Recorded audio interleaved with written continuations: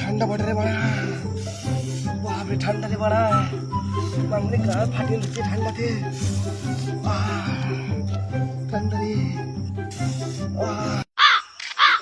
পড়েছে, অত ঠান্ডা লাগে না।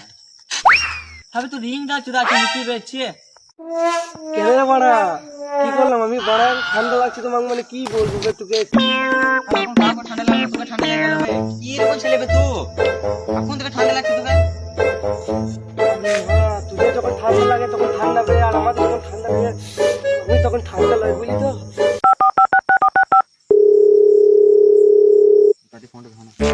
হ্যালো, দাদা এলে আমাকে আবার গাঁজা খেয়েছে। যাই তো লাঠি মাটি নিয়ে তোমার কাছে শিখে দিয়ে আরেকবার তাড়াতাড়ি আই।